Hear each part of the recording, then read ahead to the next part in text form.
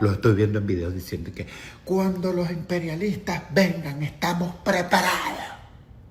Tú no estás preparado. Ustedes no están preparados para el ejército de Estados Unidos. No están preparados para el ejército de... Eso es estupidez. Reaccione con qué le vas a dar si las armas están dañadas. Cuando venga ese helicóptero tecnológico, que le vas a caer a palazo o le vas a dar con la piedra esa que tienes abajo del colchón. Cuando vayas a tirar la piedra, no las tiras cuando el helicóptero te desintegró. Deja tu estupidez. Anda a correr, escóndete por un monte, porque si estás atravesado te vas a enterar que se lo llevaron, porque San Pedro te lo va a decir. Ni cuenta te vas a dar del tiro que te van a dar. San Pedro te va a decir, por ridículo. Ahí está, estabas atravesado por ridículo. Tú has ido a la playa a bañarte. Eso entra y lo sacan 30 segundos y tú te vas a enterar al día siguiente de las noticias. Sea estúpido. El comediante venezolano Marco Alonso, de mucho impacto en las redes digitales, nos dedica un mensaje a los revolucionarios cubanos. Cabe preguntarse, si somos una minoría tan exigua, ¿para qué tomarse el tiempo de enviarnos un mensaje en primer lugar? Su discurso es el de muchos dentro y fuera de Cuba.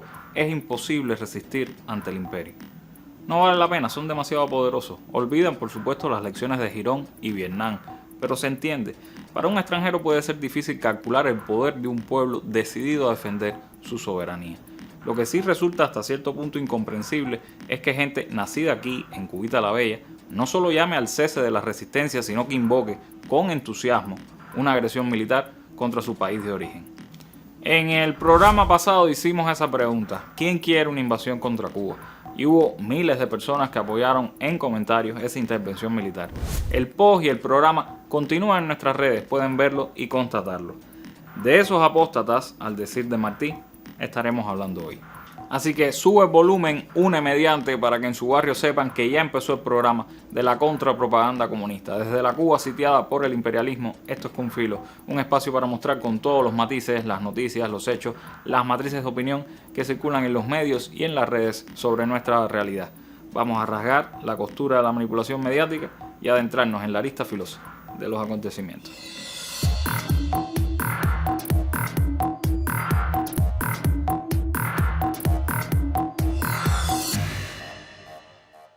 Compañero, ¿has soñado tú alguna vez con la gloria de los apóstatas? ¿Sabes tú cómo se castigaba en la antigüedad la apostasía?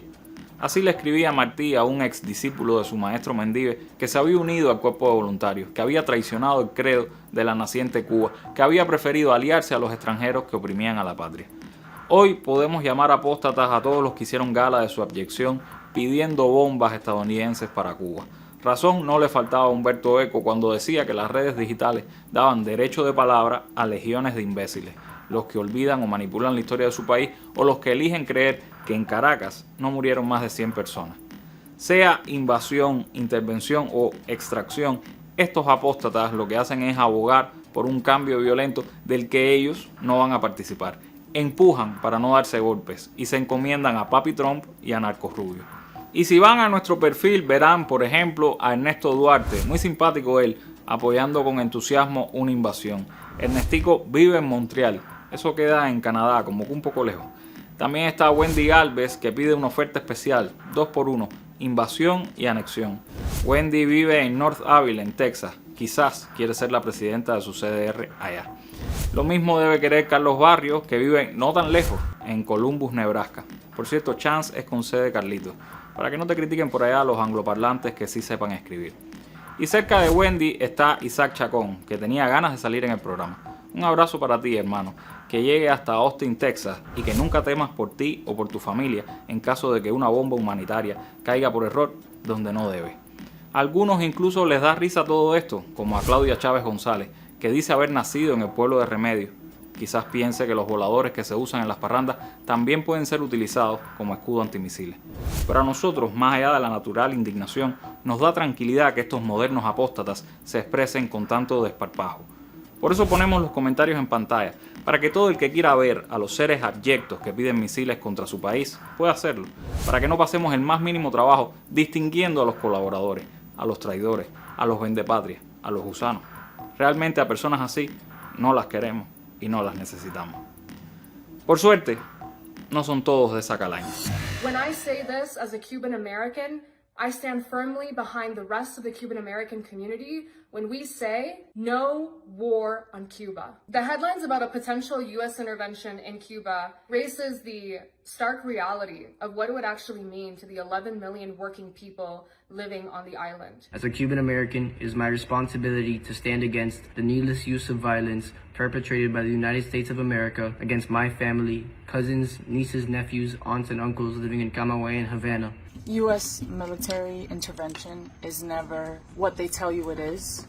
It's always something more insidious. It's about just making whatever they're taking over become just another leg of the United States imperialism.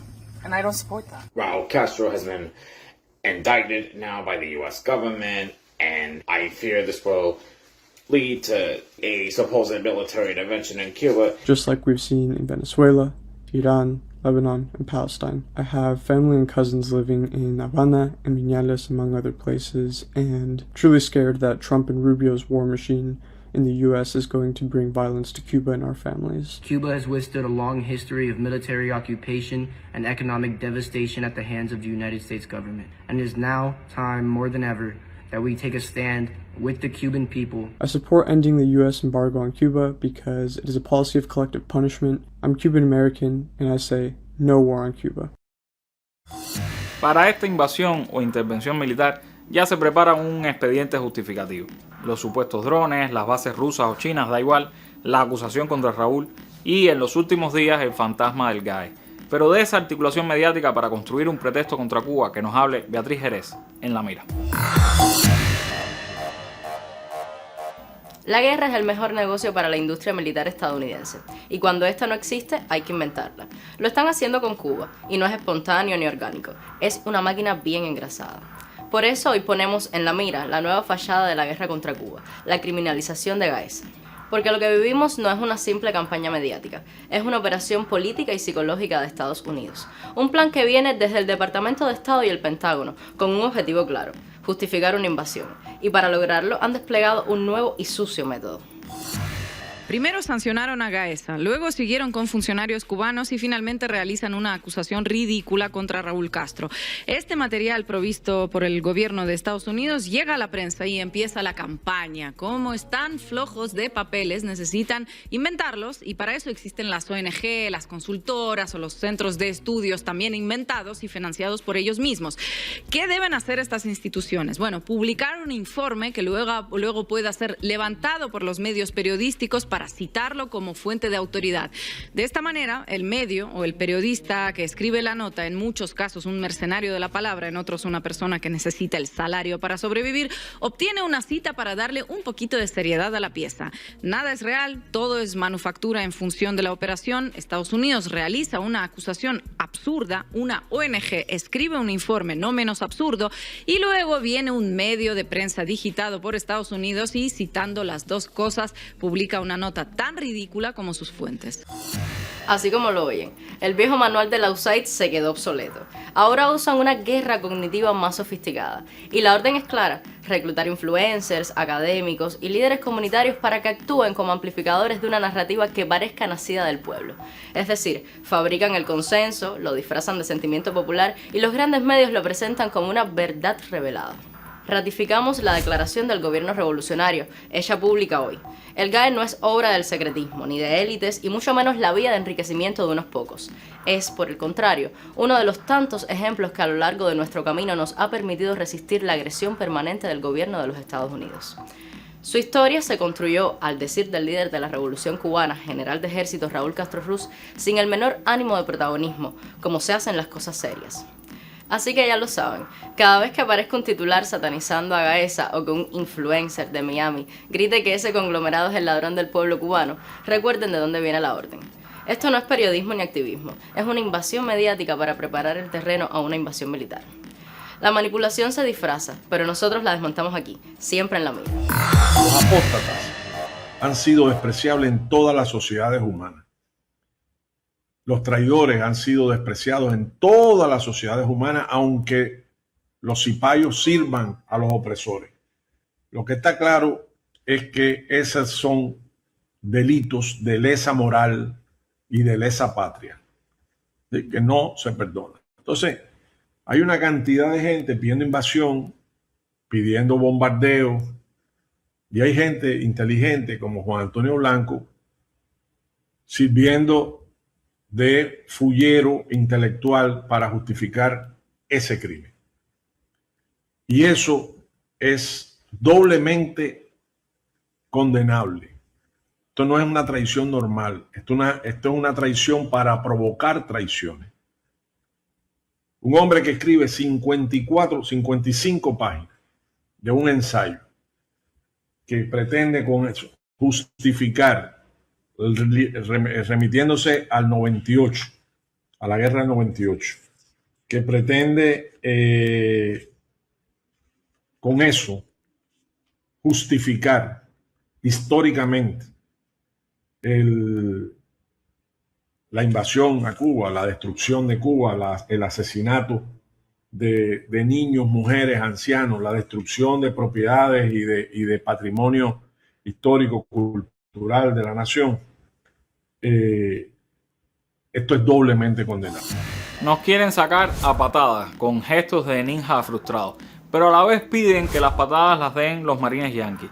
Por eso coincidimos con el análisis del historiador Eliades Acosta, que se refería en general a los traidores y a los apóstatas, a los que solicitan guerra e invasión extranjera, y en específico a un artículo de Juan Antonio Blanco publicado por Infobae, donde intenta trazar un paralelismo entre la sociedad cubana actual y la de 1898. Por suerte, no solo hubo Mellas, Trejos y Guiteras para salvar la honra de Cuba, sino que nos llevaron al triunfo otros como Fidel, el Che, Camilo y por supuesto Raúl. Con el general de ejército que mañana cumple años, vamos cerrando por hoy.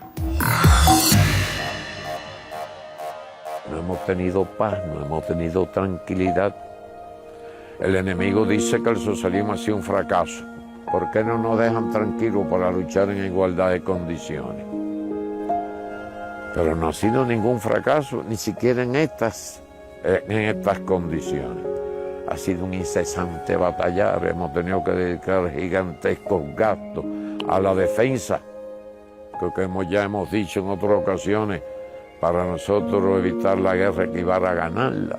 Pero como hemos añadido, para ganarla, evitándolo, hay que derramar ríos de sudor y no pocos recursos. Por mucho que puedan bombardear un día, por mucho que puedan bloquearnos, el problema es que para resolver el problema de Cuba hay que desembarcar. Y ahí cuando estemos de igual a igual, soldado a soldado, la cosa es diferente. Yo no quisiera ver ni en un laboratorio lo que sería una agresión a Cuba por parte de los Estados Unidos, porque el precio que tendría que pagar nuestro pueblo sería muy caro, muy elevado, aunque ya Martí lo dijo. La libertad cuesta muy cara. Y hay que resignarse a vivir sin ello, estar dispuesto a pagar el precio que sea necesario, y ya se sabe lo que hemos hecho nosotros.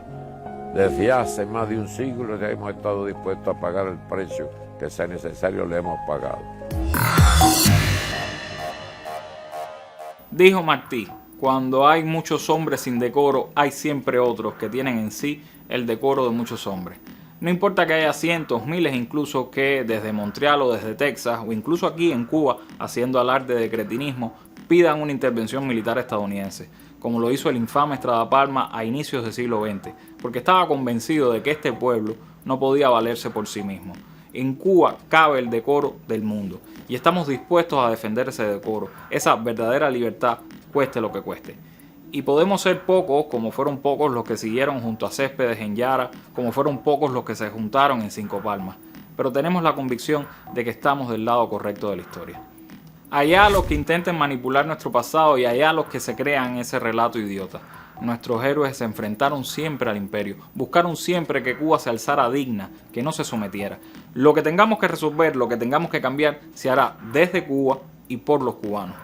Ni yanquis ni sus vasallos, los apóstatas, por mucho que sean los dueños de las redes digitales, tendrán derecho de palabra o poder alguno en la realidad de nuestra patria. Sigan en nuestras redes sociales, empápense con el hate que nos dejan siempre nuestros queridos odiadores. Pero más importante, estén dentro o fuera de Cuba, Háganse eco de la solidaridad y de los reclamos por el cese del bloqueo. No pidan bombas a distancia segura. No sean canallas. Alcen su voz por la revolución y si no creen en la revolución, alcen su voz por la decencia y por la humanidad. No somos números, no somos rostros congelados en una pantalla. Somos seres humanos y se nos está amenazando. Y no nos gusta que nos amenacen. Por acá, por el vidrio, regresamos el próximo martes justo después de la novela. Hasta entonces, manténgase con filo. Chao.